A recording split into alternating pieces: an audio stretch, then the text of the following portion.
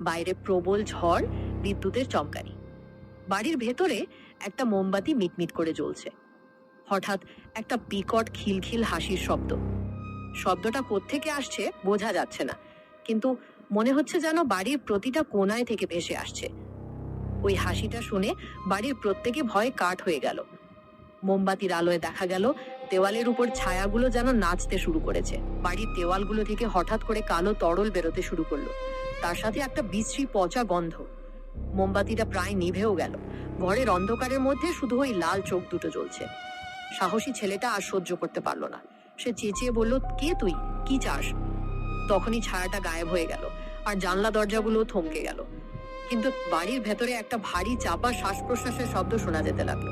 কালক্ষেপণ না করে ছেলেটা তাড়াতাড়ি দরজার কাছে গেল, কিন্তু অবাক হয়ে দেখলো দরজাটা খুলছে না, যেন কেউ ভেতর থেকে বন্ধ করে দিয়েছে। হঠাৎ একটা ঠান্ডা হাত তার কাঁধের উপর পড়লো। ছেলেটা পেছনে ফিরতেই দেখলো মোমবাতিটা নিভে গেছে, আর সেই বিকৃত মুখটা আবার তার সামনে। এবার মুখটা আরো কাছে, তার পচা গন্ধ ভরা শ্বাসটা ছেলেটা অনুভব করতে পারলো। মুখটা আরো কাছে আসতেই সেই পচা গন্ধে ছেলেটার বমি আসতে লাগলো। হঠাৎ করে পুরো ঘরটা অন্ধকারে এমন ভাবে ডুবে গেল যেন মোমবাতিটাই নিভে গেছে। কিন্তু ছেলেটা দেখতে পেল সেই লাল চোখ দুটো এখনো তার জল জল করছে। এমন সময় সে অনুভব করলো যেন অনেকগুলো ঠান্ডা হাত তাকে ধরার চেষ্টা করছে। দেওয়াল থেকে, মেঝে থেকে, সব জায়গা থেকে ছায়াগুলো বেরিয়ে আসছে। আর কেউ বিড়বিড় করে বলছে, তুই এখানেই থাকবি আমাদের সাথে।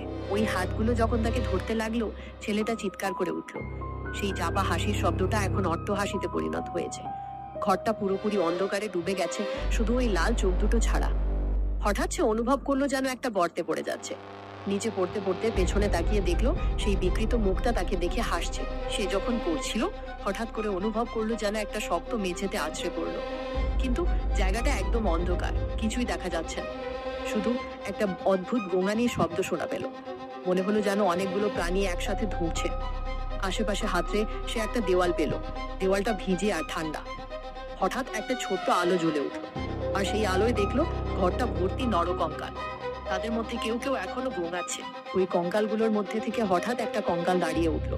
তার হাড়গুলো ক্যাচ ক্যাচ করে শব্দ করতে লাগলো, আর সেই লাল চোখ দুটো তার খালি কোটরের মধ্যে জ্বলে উঠলো। কঙ্কালটা আস্তে আস্তে হাঁটা শুরু করলো, আর তার সাথে সাথে বাকি কঙ্কালগুলোও উঠতে শুরু করলো। তাদের হাড়ের খটখট শব্দে ঘরটা গম গম করতে লাগলো। সবাই মিলে তাকে ধীরে ধীরে ঘিরে ধরতে লাগলো, আর সেই চাপা হাসিটা এখন আর্তনাদে পরিণত হয়েছে।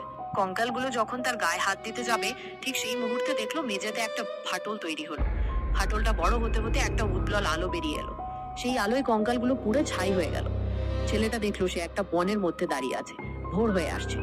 বাড়িটার কোনো চিহ্ন নেই, শুধু আশেপাশে পোড়া কঙ্কালের অংশ। সে কোনো মতে বেঁচে ফিরল, কিন্তু সেই লাল চোখের দৃষ্টি তাকে কখনোই তাড়া করে বেড়াতে লাগলো।